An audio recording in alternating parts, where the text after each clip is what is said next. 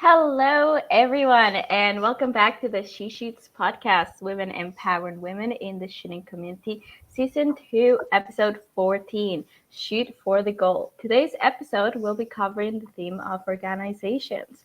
My name is Regina Ruiz Ordóñez, and I'm from the Canadian University Shooting Federation. And joining me today, as always, are Deneen Tomlin and Casey Avenchuk from Lady Guns, and Kelly Melanson from Maple Sweet Project, Sci-Fi Radio, and CCFR Women's Program. Let's start by thanking our sponsors, Cabela's Canada Outdoor Fund, positively shaping the future of the outdoors. Every cent donated by rounding up at checkout goes towards helping Canadian organizations just like ours. Savage Arms, home to the Stevens single-shot rifles and shotguns. Beretta, family-owned and operated since 1526. Vortex, the best in optics, and Canada First Ammo. If you have any questions or comments throughout the show, make sure to leave them in the chat box below. Doing so will automatically enter you in the draw for today's giveaways. Today we have a Canada First Ammo prize pack and a She Shoots t-shirt. So that's it for me. Deneen and Kelly, please introduce your guests for today. Thank you very much, Regina, and welcome, Sandra. We're very excited to have you tonight. And Kelly and I have got so many questions. Yeah. I hope everybody's got about 2 hours because we're going to be here for a while. So I have the honor of introducing our guest tonight, and I'm going to read her intro. So bear with me as I'm looking down here. Sandra Honour. Sandra began her sports career as a swimmer on Canada's national team from 1979 until 1984. Once she retired from that, she took her drive and competitive spirit into shotgun sports, where she thrived and again had the opportunity to represent Canada on the international stage as a member of Team Canada's national shotgun team from 1993 all the way until 2015. Sandra took her experiences and became active within the community as a provincial and national sport governing body executive member starting in 2000. She's an active supporter of gun ownership in Canada, testifying at Senate hearings, and has been interviewed for news articles and television appearances. In 2016, Sandra was elected president of the Shooting Federation of Canada, which she serves on to today. Welcome, Sandra. We're so excited to have you. Thanks so much. Appreciate being invited.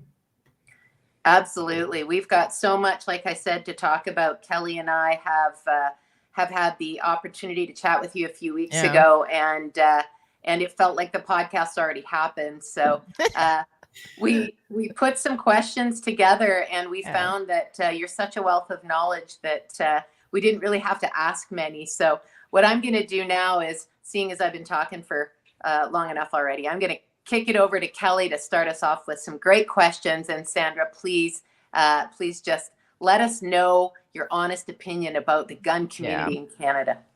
Oh, goodness. That's a loaded question. Can we narrow it down just a bit? I thought it was funny. Sandra, it's so great to have you on again. As Deneen said, we had an opportunity to speak with you a couple of weeks ago, and I was super impressed with everything that you had to say, and also the direction that you are taking our sports and all the support that you're giving all of our shooters here in Canada as well. So fantastic to have you on. I know Deneen gave us a little bit about your bio, but are you able to tell us a little bit more about yourself? I know that she said you started out with in swimming, so it totally makes sense for you to get into the shooting sports. But did you grow up in that specifically? What about your family? Were you part of that? You know, your family, were they shooters? And how did you get? My father, Jack, was an active shooter in the American style, like the Amateur Trap Shooting Association. In growing up in Regina, and my sister, my brother, and I all ended up being what we called trap kids at the time. So we were either scoring kids, pushing the buttons, or my brother was in the house loading the machines back then, and so we all helped volunteer at the Regina Gun Club back in the day. Oh, that's awesome. It was Regina. So you must know a lot of, I think that you're the second person that I know of that has grown up specifically on the trap field and getting out there as well. Emily Sanford Brown said she did that too. So it sounds like, hey, if a kid growing up on a trap field, I think it's perfect. Makes sense to me totally, right? Um, so tell us a little bit more about specifically you and getting into, I know that Deneen also said that when you retired, you were able to commit fully to it, but Yeah, so I'm a retired veterinary epidemiologist. I yeah. went to university forever, it felt like, and then worked as a scientist in the veterinary field for 20 some years. But when I left swimming, I realized I'd spent more time with my swim coaches than my father because he was a shift worker and a firefighter. So I started to shoot the American style trap, or the amateur trap shooting field, and did that for quite a few years while I was going to university. And I'd meet up with him at shoots in different places in Saskatchewan. And he'd, of course, bring my ammo because I couldn't afford it back then, and shot quite a bit that way. And then I got invited to try out for the Olympic sport, and in the 90s, and really got addicted to it, made the team, and then started to travel and try to compete internationally, and had the opportunity to go to a lot of World Cups in just about every continent in the world. And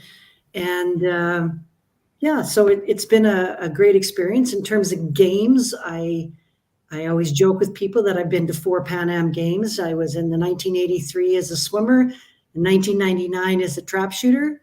In 2015, I was the shotgun range manager at the Toronto 2015. Okay. I was the team manager in 2019 in Lima. So I still need to be a coach and a referee, and then just about everything. I think you're getting there. I really like how you said it gave you a little bit more time with your dad. It's also something that we've heard with our previous podcast guests as well. It was an opportunity to spend more time with our families, and with specifically, so women that were growing up, it gave them an opportunity to spend some time with specifically their dads. So that's really great to hear as well. It is a family sport, and we know that we like to say it's a sport that actually levels the playing field as well. So it sounds like this is something you've built some fond memories with your dad, and then also fond memories with all the places that you have been, it sounds like. Yeah, I don't understand why more people don't do it. Like, I am such a believer in the sport, in the fact that women compete against men. I mean, the term being beaten by a skirt, some people find that a little bit offensive, but when I was growing up, it was awesome. I loved beating men, and I loved being able to compete against the men in a sport, having come from swimming, where your physical attributes and gender impact, your sport. In shooting, it just isn't that way at all. So it was a great change, and being an adult athlete as opposed to teenager also gave me a whole bunch of opportunities. I can honestly say I could just about travel anywhere in the world, and if I ran into trouble, I know someone in the country to get a hold of to help me get my way through it. Right? It's been such a growth experience, and sitting with people from different cultures and different ethnic backgrounds, and having conversations about the pressures they have as people, and women, and from countries where women weren't allowed to shoot for a long time, until the sport actually split up into women and men at the Olympics. That's when their country started allowing more women to shoot, and seeing that growth in those countries. It's been a fascinating time to be in the sport and to be in women's shooting. Yeah.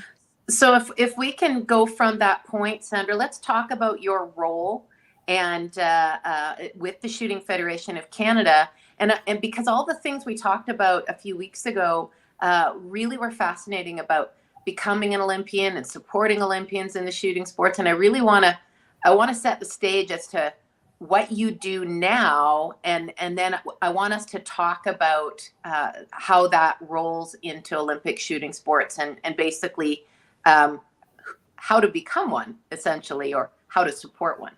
So being involved in the Shooting Federation of Canada, I'm actually a master athlete. I'm an international certified referee. I'm a coach developer and evaluator. I'm a full-on administrator in terms of being the president. And I also, out of my local club, run the shooting range, and I end up sometimes being the machine maintenance person as well. So the roles that I hold in the sport are whatever is needed at the time and whatever my skill set allows us to do. So it's great. In terms of the federation, we are the national sport organization that governs the Olympic and other international shooting sport federation target shooting disciplines, but they focus mostly around the Olympic disciplines and the Paralympic disciplines as well. So we have the international form of trap and skeet shooting and the shotgun events, and then the air gun and small bore rifle and pistol events that are shot at the Olympics and the Paralympics. So that's our focus. We identify the criteria and work with the Canadian Olympic Committee to manage the criteria of what the athletes need to meet to make major games like the Olympics or the Paralympics, sending them to places where they can get quota spots for Canada for the Olympics, because you can't just go to the Olympics because you're the best in the country. And we do that at the senior level and the junior level as well. Part of being that national sport organization means that we need to develop and maintain the national the coach certification program with the NCCP. And we mentor and approve officials so that they can go on to be officials at international events, as well as work with the provincial and territorial sport organizations on the domestic programs like virtual cross-country championships and recreational badge programs and those types of things that can be utilized by clubs across the country to help young people on the pathway from starting out in the sport to becoming athletes. So it's a lot of work there. And we also then have the pressures coming down from us from Sport Canada, with the safe sport, with making sure that our athletes are aware of, drug-free sport and the issues around respect in sport. So we manage that stuff too. So it's we have a lot of volunteers, as you can imagine, that help us out to achieve the outcomes of a sport organization. Absolutely. And does that mean you have representatives in provinces across the country doing this collaboratively to work with your athletes?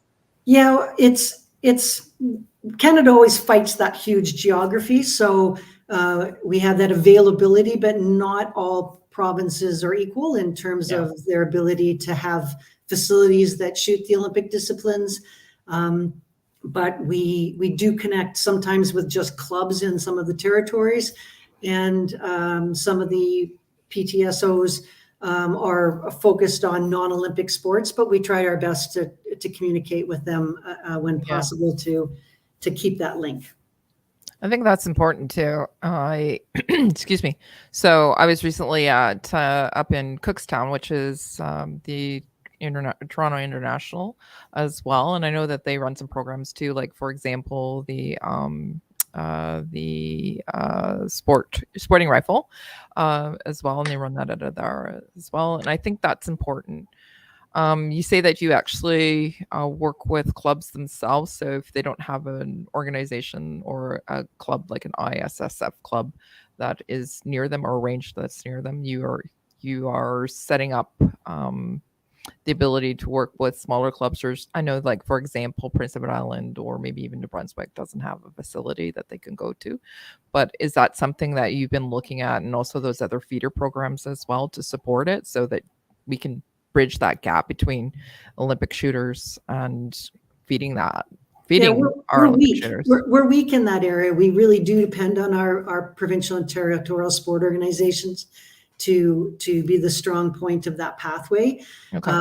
And so we focus probably more on high performance, and have started to look at the fact that we're not getting enough athletes into the sport. And so that direction now, we're shifting our governance so that our direction can be supporting the domestic programs as well. But we also need to respect what the provincial sport organizations role is as well, right? So we don't want to interfere with it. We want to augment, and that's different if you're in Prince Edward Island or you're talking to Alberta, right? So we've got all these people out there that perhaps are interested in the Olympics. So my question is, who and how do you become an Olympic shooter? And I mean, I'm in Alberta, Kelly's in Ontario. Maybe we both want to give it a go. What do we need to know, Sandra? So the pathway varies, but I mean, any time we introduce anybody to a shooting discipline, it's a supportive thing, right? People understand the safety aspects don't change. The idea of shooting a projectile at a target, whether it be in a shotgun form, rifle, or pistol, all supports that. So we have people that find clubs that offer that, or ranges that offer that, and usually through friends or family members, or sometimes through work opportunities and social groups. So once the interest, where the gap lies is we don't introduce enough people to those Olympic sports. Yeah, there's a lot more easy recreational sports. It's like saying everybody owns a bicycle, but how many people have been introduced to velodrome cycling, right? So it's an issue for us. But if they show an interest, they try to get a link to a club that supports training and competing in the Olympic sports. And a lot of it geographically is really difficult, right? There are only certain shotgun ranges across the country that throw an Olympic target, but many that have a wobble trap that could be sped up to simulate the Olympic event. In fact, our silver medalist from the early 20s in Pan Am Games stood on Lindsay Bodez stood on a flatbed trailer and threw targets out of an American-style ATA trap to practice and become a silver medalist at the Pan Am Games. So don't have to have the perfect setup to achieve great things if you have a desire. I think the other thing is that we have a lot of well-intentioned people, but we really do need trained mentors and coaches to help athletes progress from learning to shoot, learning to be safe with a firearm, then learning to shoot, and then learning to train and compete. Because and in some ways it's like golf, right? People can go out and learn how to golf, but to become a golfing athlete, they need to have the discipline and the exposure to the expertise to improve their techniques, to find out what tools they need in their sport to make them better. So that's a huge area where we need these previous athletes, volunteers, people that have gone through the athlete development pathway that then become coaches and mentors. I agree. Then it's really about dedication and focus, and there is a need to pursue excellence. You need to work at it. You need to dedicate hours. 40 hours a week is not unheard of in shooting athletes that are Olympians. And in Canada, that means you put 40 hours in after your full-time job. Not in all countries is that a problem, right? So many people are paid to compete in their sport, in their military operations, or in their first responder operations. So, and then the rest of them usually own a gun club when you look at the number of finalists at the Olympics. But so they do that, and then In Canada, so first off, people start to compete in Canadian events. They start to do well. Then they start to look for bigger, better events in Grand Prix, they're called, in the U.S. Nationals and those type of events where they're more like an international event where there's multiple ranges, there's multiple competitors, there's hundreds of competitors that compete in an event, and you start to have to bring in the traveling with a firearm and the issues and licensing and requirements, and being in a place that doesn't have a McDonald's on every corner, and they might not drive on the right side of the road, and so you have to bring all of that into understanding how that affects your competition. And then there's criteria that's set out. To be on the national team and the high performance team in Canada doesn't mean that you shot a good score once, but that you can actually prove that you have the capacity to train, the capacity to compete on demand and shoot scores. And so all of those hoops and hurdles are done to move people towards the Olympics. It's a minimum of a 4-year commitment, more like 8 to 12. I think you'll find most of the athletes that we have that are Olympians have been in the sport 8 or 12 years. And the cool part is the Olympics is a goal, but it's not the only goal. I mean, it's a pinnacle, and we all put it, but these Olympic sports are rewarding in themselves, and achievement and excellence can be done without competitors in terms of it's all about you, your score, how you're performing, how you performed that day. Can you do better next time?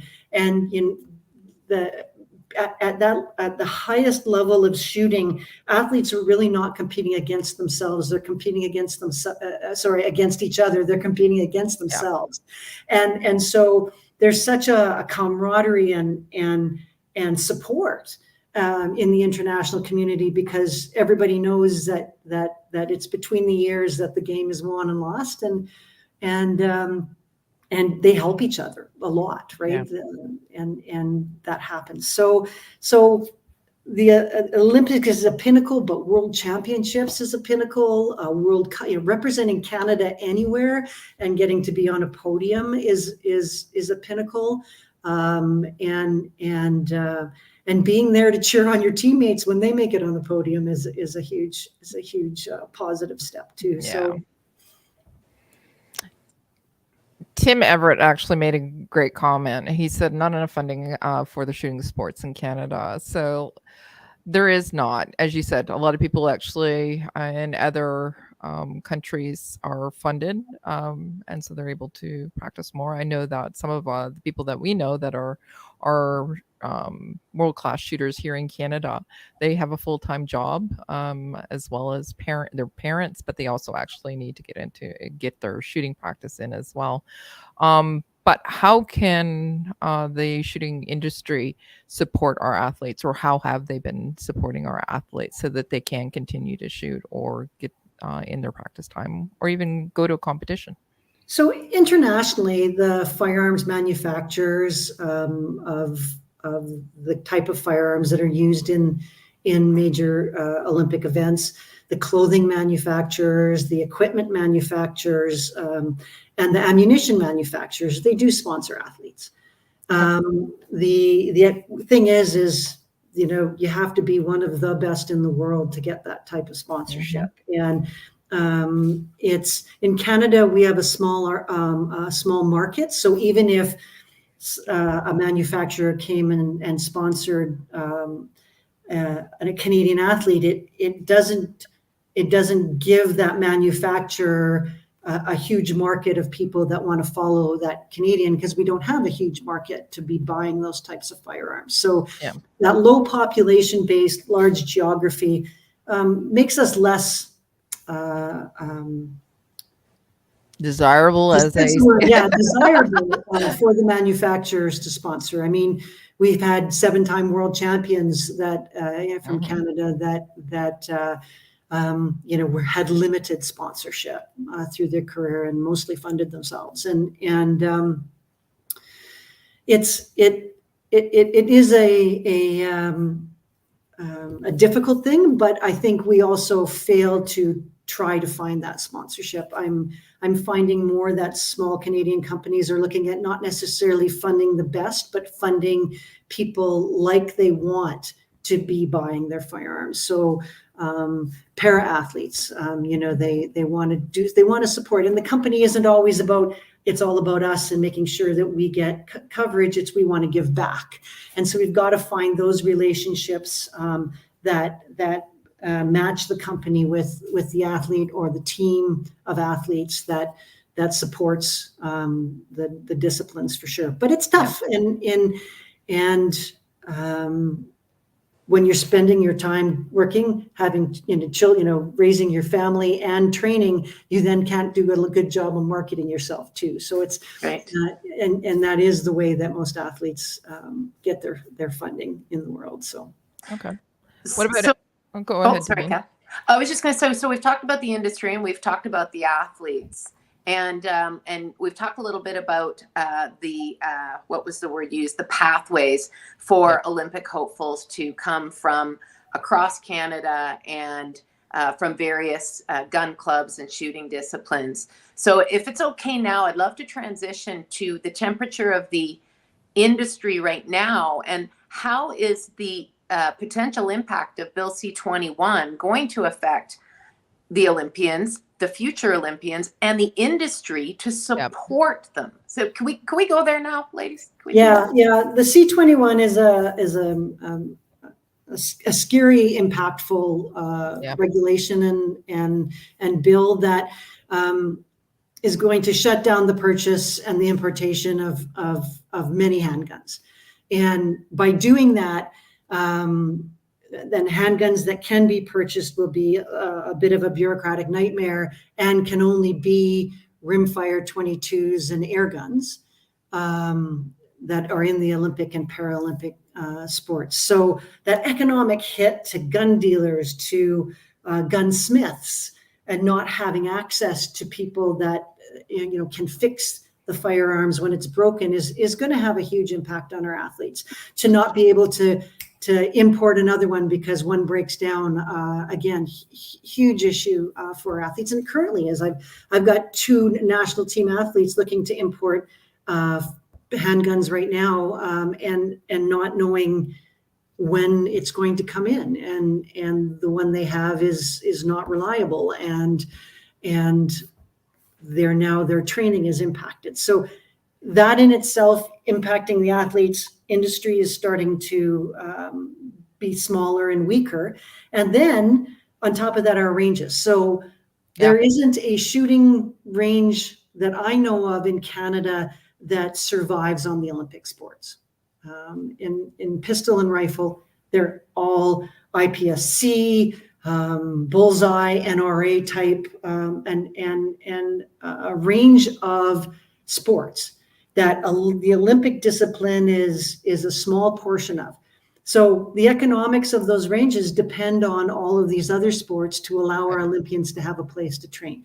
We do have the legacy facilities of the Pan Am Games in the Toronto International Trap and Skeet Club area that you just recently visited in Cookstown, but the rifle pistol range is not surviving on Olympic sports. It is having to bring in the other sports to pay the electric bill, be viable, and so it's a problem. And then to ask people that have been shooting cowboy action, been shooting IPSC, to come and say, well, just come on over and shoot the Olympic discipline, is sort of like asking mountain bikers and BMXers to become velodrome cyclists, right? I mean, they're a different breed. They're a different drivers that make their sport fun, or why they find their fun sport fun. So we're going to reduce exposure. We're going to reduce the facilities that we can train at, and we're going to make it harder for people to step into the sport and shoot. So I'm very worried for the pistol sport. And quite frankly, in Canada, the pistol sport is an indoor sport, or can be an indoor sport, which makes it a lot more likely for Canada to succeed in creating world-class athletes than an outdoor sport that when we have winter and it's not conducive to shoot shotguns with frozen fingers at -40, nor do our machines work, nor do our computers work at -40. Yeah, there is no question there's going to be an impact. Can we bounce back as an Olympic sport from it eventually? Only if we have a whole lot of dedication and obsessive people that really want to see it succeed. Will it be able to bounce back, I think. Well, and Sandra, if you said it takes 4, 6, 12 years, that means we have a lot of guns, parts, ammo, and practice that needs to take place. And as the industry is shrinking, the likelihood that you're going to come out of those 6 years well practiced and ready, if C21 goes through, in my opinion, is little to none kind of opportunities. So yeah, and I really feel for the para athletes as well. Like, pistol is such a minimally physically demanding sport. It's hard to perfect, but to be able to do it is physically not as demanding as some sports.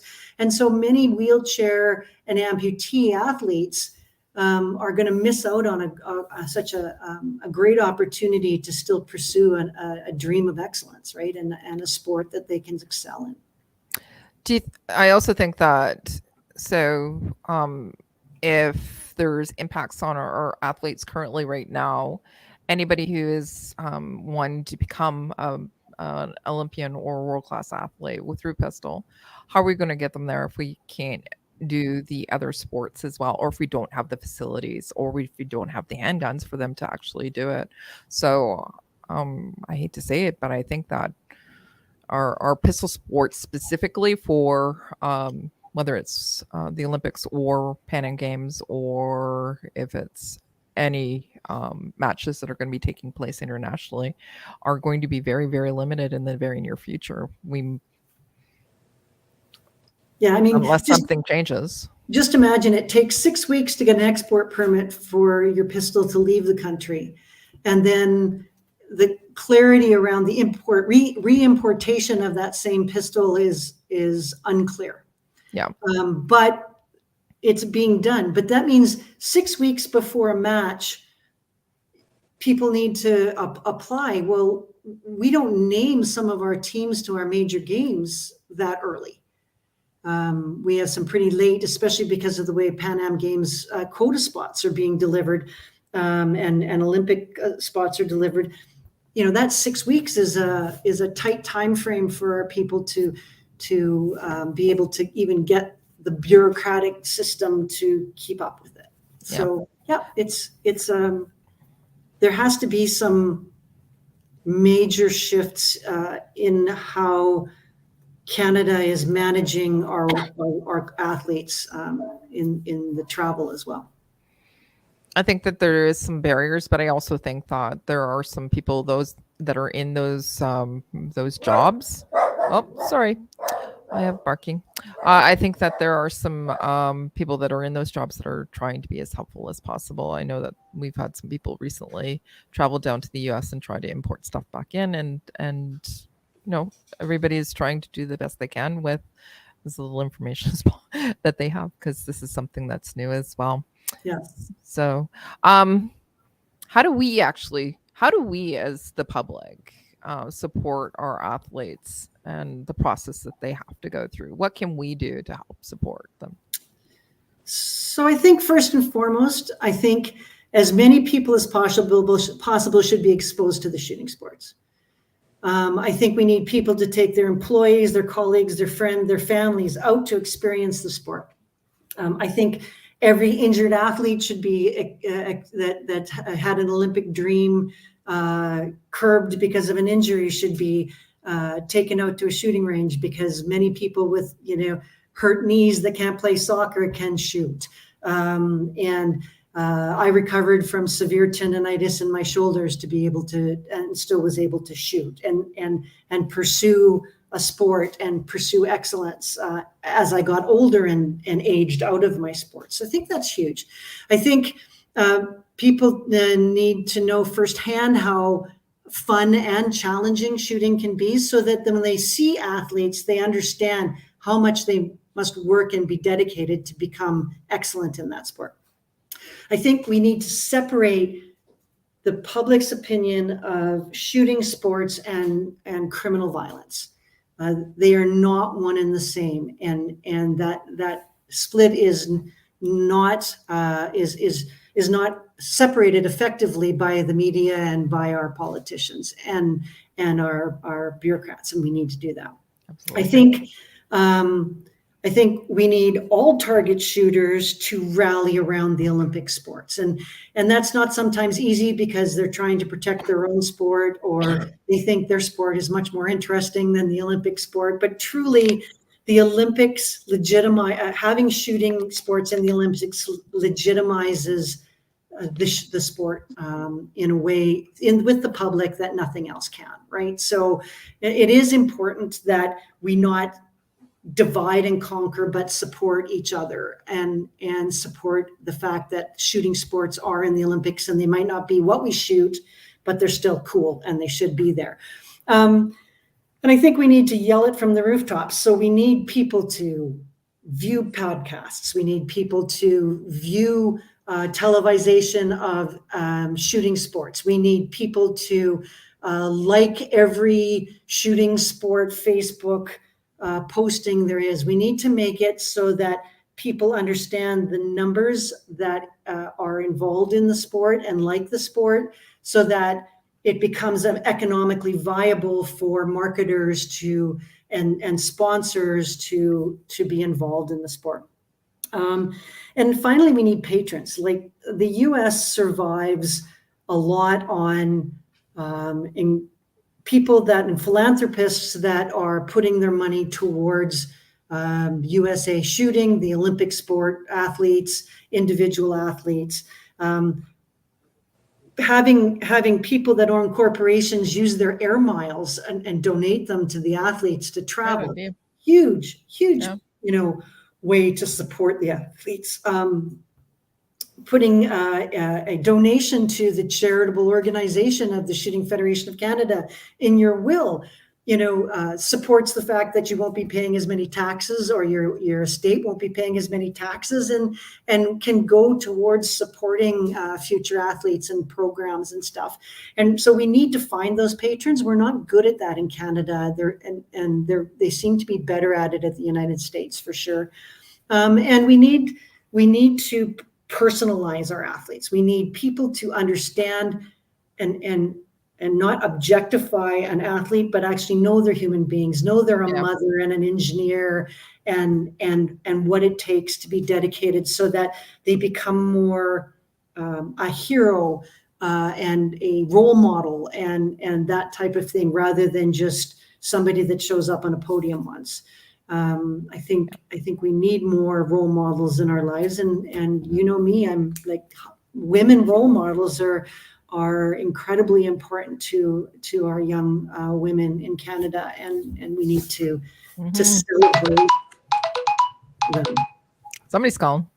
Sorry, I'm not currently taking calls.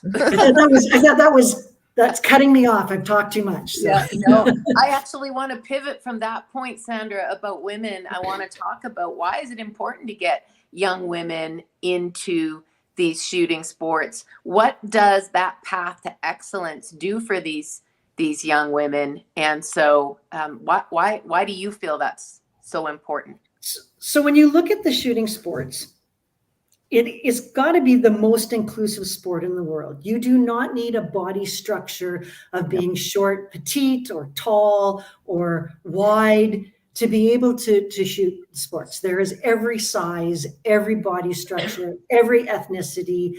And so that in itself makes it appealing to people that might not consider themselves athletic, or they were okay at cross country running in high school, but never really took to being the pole vaulter, right? And then again, a pole vaulter that's injured can also come to shooting. Like it's just such an inclusive sport. It's a social sport. It is so. I'm currently, I'll tell everybody, in Barbados right now, and I've been helping out the club here run their first ever international invitational event. And the people are fabulous, and they're soup to nuts. People involved in sports come from every walk of life. And so to find people that you can relate to that, have similarities to you are phenomenal. So unlike when you go into a pool and swim and you don't talk to anybody, this sport gives lots of opportunity to interact and communicate with people. I think in terms of women, it's, like I said, you can compete against the men. I mean, how awesome is that? There's so few sports that you do that. So there doesn't have to be a ton of women for you to go into a competitive event and place. And it doesn't have to separate the men and women. They do in the Olympics, but this was to drive the equity, the gender equity demand that they had in all sports in IOC. And what happened is many countries wouldn't allow women to shoot because of cultural issues. And so the shift by making women's and men's events has allowed and driven women's and men's teams to be equal importance in countries. However, that's not it. And I think this is a sport that you can compete at competitively from the time you're 14, 15 to in your 60s. And I mean, truly, not just masters, but actually truly be competitive. There are world-class shooters in their 60s, and probably beyond that. That's always being pushed. But let's put an average around it, and then you can still enjoy the shooting sports into your 80s and 90s. You can be in a wheelchair and have a walker and still enjoy the shooting sports. And so, there's not a sport in the world that, to me, has that kind of inclusivity. And I'll reiterate, as an adult competitor, I have made friends and acquaintances across the world by being a shooter and by being able to represent the country. I have, and of all ages, of all cultural backgrounds, and it's an enrichment that so many people that I know that aren't in a sport can't relate to, right? They've never met people from, Lithuania. They've never met people from, countries in Africa that change names on a decade basis. And so they don't understand the world with the same joy of accepting all of those differences. And so yeah, it is a great sport, and anybody can do it, and that is the inclusivity of it. Why it should be attractive to women. Perfect. I know that Canadian shooters, we have a lot of great female role models. Right back to when Linda Tom stood up and on the podium with the gold medal from the Los Angeles Games. Oh my God, that was so long ago. But again, we have so many world-class shooters here in Canada, role models, and women that I look to as mentors, as well as people I would hopefully at some point aspire to as well. So if women do want to get, what recommendations do you have? So for those women who do want to get involved, maybe at a higher level as well, but get involved with the Canadian Shooting Federation or with shooting in general. So, I would say a couple of things. I would say connect with your provincial territorial sports organizations. Probably the best way to find what you've got in your region and in your province to understand which shooting disciplines are there and what's available to you in terms of clubs and coaches and mentors. I will say that there are a lot of good old boys in shooting, and all of them are terribly helpful, but not all are terribly knowledgeable. And so if you're going to go to a club, go in a group, to me, it feels more comfortable to take, 3 girlfriends and all go and be exposed at the same time, and you can develop together and you can keep it as a social thing until you decide you're obsessive and want to become an athlete, and then some may drop off, but it still keeps that ability. If you're going to find a coach or mentor, make sure several people recommend the person, and it's not just the guy that's coming up or the woman that's just coming up and talking to you, so that you have some clue that they know what they're talking about, preferably certified, but we're very short of certified coaches. So do what you can that way. Groups like Maple Seed that you guys are so connected with, right? They are a great way to be exposed to that, to the sport, and to have an opportunity to meet the people and know who in there can teach them. In terms of important things, do not buy a firearm until you've tried a few. And I'm leaning in the shotgun field a bit more than maybe the pistol, but also in the rifle. Yeah. A firearm needs to fit you. It should not hurt to pull a trigger. And if it does, there's something wrong and you need a different firearm. And so don't jump out and buy something. Don't listen to the first guy that wants to sell you something. Don't pick a lighter, smaller gun just because someone says you're a girl and you need it, because that is the best way to get recoil. So wait a while, try some, rent some. People are always willing to let you try. They're like, most people, are so proud of their firearm, they want you to try it, right? So try out a few things before you purchase something. Be totally willing to sell that and buy something else if it doesn't work for you. Don't hold on to it and pretend that you're going to fit it. I wanted to shoot my dad's gun in the Olympics. My dad was 6'2", 250 pounds and right-handed. I'm left-handed, and I wasn't 250 back then.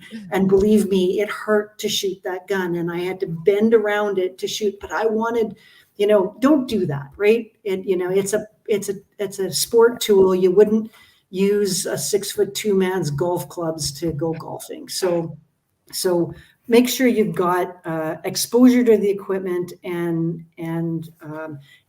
exposure to a good mentor that will know things. I mean, shotgun again, women bend their hips backwards when they pick up something heavy in front of them. Why? Because that's the way we're built, to tip our hips and back up. You have to fight that in our game so that you don't get smacked off your gun, right? Many people don't know that unless they've worked with a lot of women that have picked up firearms and know that you really have to work at maybe exaggerating that forward lean until you've got the upper body strength to hold on. It's those sort of things that will make your experience so much fun, and go out and smack a few metal targets, smack a few orange flying targets, and you'll get totally addicted and want to keep going. Absolutely love every single comment that you just made. Absolutely. Yeah. You guys have coached too, right? So Yeah. Well, and I don't think there's a target of any kind that Kelly and I wouldn't like to address up close and personal or from a range or distance. Correct. Yeah, absolutely. So are there any misconceptions, Sandra, or interesting points about the Olympic shooting sports that we haven't touched on, or one of those things that everybody thinks and you're like, oh, I hate when people say that? Well, I actually, there's a young woman named Jenny Thrasher that is a high-level rifle shooter in the US. She has a little ongoing YouTube channel, and I like some of the times she says that people say, oh, it's obviously a really easy sport, and it's not really a sport at all. It can't be that physically demanding. And she says, come on out and try it. See if you can beat me. Right. and I think that's one of the things. We're not swimmers, we're not gymnasts, but it is a physically and mentally demanding sport. And to be great at it, to be an expert at it, is a lot of work and dedication. And these people truly are athletes. So that's probably one misconception. And I think another misconception, and I think it's the same for golf. It's the same for many things. People can golf, but to be the world's best golfer, you have to train. And a lot of times people at a range will go, oh, that person, they're anal. They go and they train and they train and they train. And it's like, yeah, they do. And it shouldn't be something looked against. It's just a different approach to something that can be recreational versus something that can be, you're trying to achieve excellence at. And by doing that, we should not knock the people that, perfect their process of preparation for their shot and perfect that technique for that shot. And then I think being good on your first try does not mean you're an Olympian in the making. There is a lot more to being a world-class athlete, and a lot of it's about resilience and tenacity and focus, and stepping up when the pressure's on, and so recognize that you may be able to shoot at your own club really well, but to travel to a foreign country and shoot at that same level is a different game. And so respect those people that attempt it. I love that point, Sandra. And to that point, the She Shoots Committee, we've talked a lot about bringing a coach or a mentor that specializes in the mental game of shooting for one of our podcasts, because we think that it would be super helpful to talk about the game behind the game that really can throw you off. So thank you for that, because I think that's so important. So we are at 10 minutes to the top of the hour, Kelly, already. Can you believe it? I can. Well, not really. It was just a really good conversation, and Sandra, just like we said a couple of weeks ago when we met you, we could probably talk for hours with you, but there is a few things that we probably should do. But before we do that, I wanted to really thank you for coming on tonight and all the comments that you had. And as there was some really good comments and conversations that were happening here with our listeners, and my dogs are also in agreeing because they're barking. I love dogs. It's good. Right? I'll turn it over to everybody else while I mute myself and take care of the dogs. Thank you, Kelly. I want to say thank you, Sandra, for taking the time while you're in Barbados on your working vacation kind of extravaganza thing there. And thank Casey for getting you all sorted out so that we could do this. We were just really honored to have you join us and to share your story and your expertise with everybody tonight, and for those people who are going to be watching it later on our YouTube channel. Yeah. So thank you so much. All right. So are we doing questions now, Case? Do we have any that we didn't answer? You're on mute, my dear. Hazard. Okay. We only have one that we haven't answered yet. And that was from 1AB. And it was what age ranges can compete, and can people with disabilities participate? So we kind of did go over it, but I'll let you answer it anyways. So the age depends on the physical ability to hold the firearm in a safe manner. So as long as you're able to repetitively pick up that firearm and keep it safe on range, you can participate in any of the Olympic sports.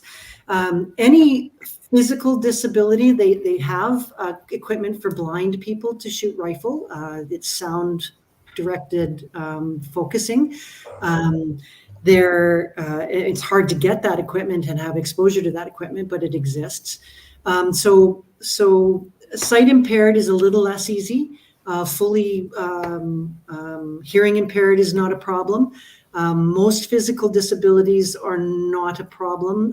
Whether you could compete at the Paralympic level, there's all those classifications and ratings that they do for you, but it doesn't stop you from competing at a national level in the sport.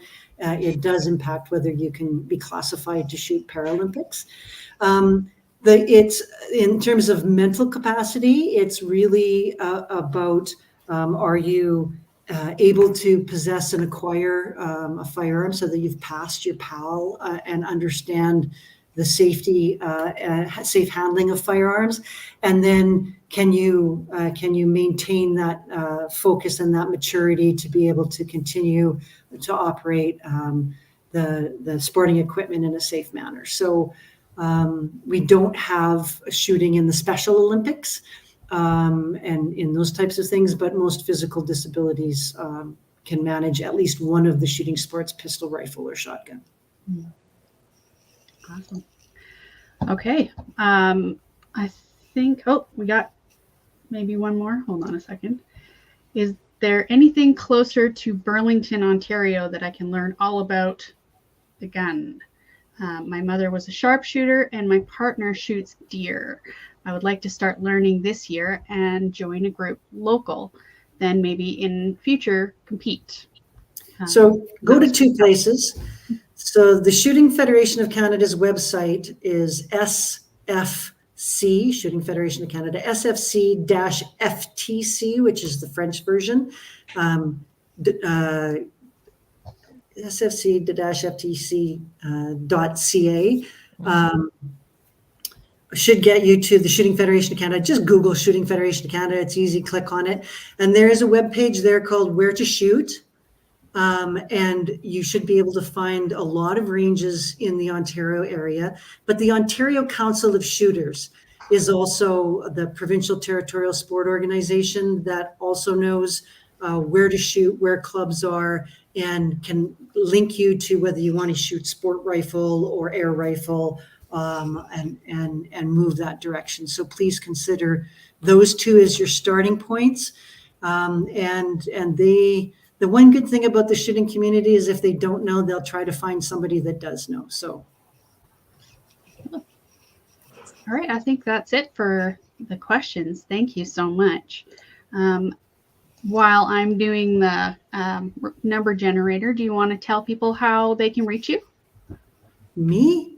Where would they want to reach me? So the best way is to go on the Shooting Federation of Canada website and go into the contact us and ask the questions. There's a phone number there for them to phone our main office as well. I don't mind telling you my email address. It's smhonour, spelled the British way, HONOUR @gmail.com. If you have any questions. And again, I'm definitely not the person that knows it all, but I should be able to find somebody that does know it if you need to. And look at the Canadian University Shooting Federation as well for the exposure of yourselves if you're a student to be able to find places to shoot and opportunities to meet people in your own age group and in your own social circles to be exposed to these sports for sure. Yeah, great advice. Great advice. Thank you so much, Sandra, and thank you for everybody posting their questions. Some great comments and questions tonight. Yep. All right, Rahina, give stuff away. Sounds good. Thank you.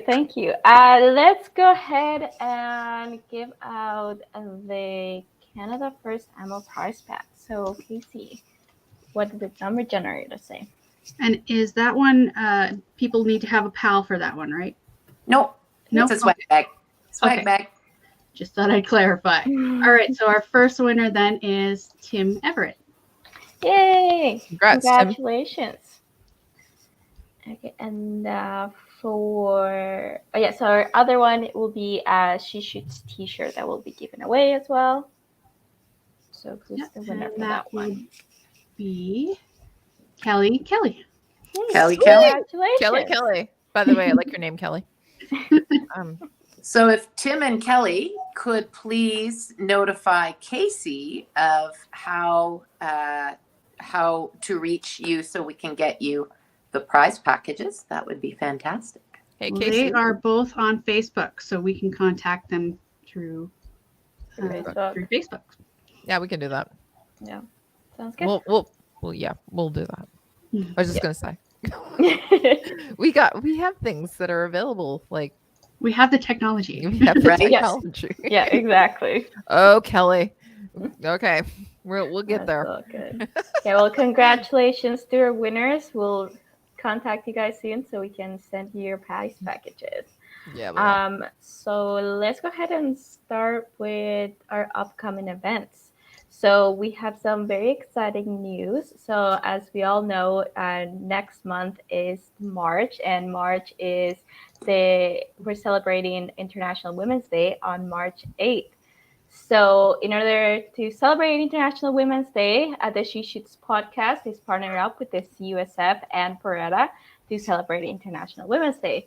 So coming up on March 8th, so we'll be giving away a Sacco S20, and Yay! all you need to do to enter is either donate to the CUSF, and you can go to cusf.ca to go ahead and donate, or you can write a 500 essay, maximum 5 words, no more words, not a single extra word, or we'll just not accept it. Not just kidding, but just keep it 500 words.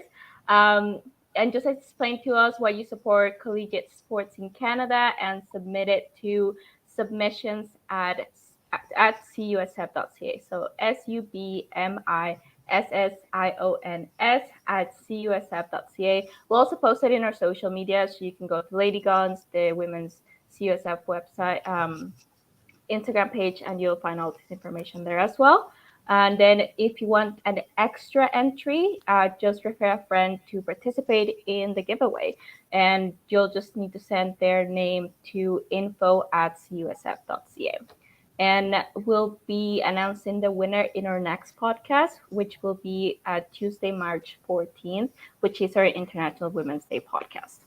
So yeah, make sure to participate on that. And also, to celebrate International Women's Day, we're partnering up with some university clubs. The dates are not fully confirmed yet, but we're looking into having one in Ontario, Calgary, and Vancouver. So we'll be posting the announcements once we have confirmations on those dates. So yeah, make sure you keep an eye on those. We're very excited. And so that's it for me. Kelly, Maple Seed. Lots of things happening with Maple Seed. We're currently planning our calendar for 2023. We have a couple of events that actually are being listed as we speak.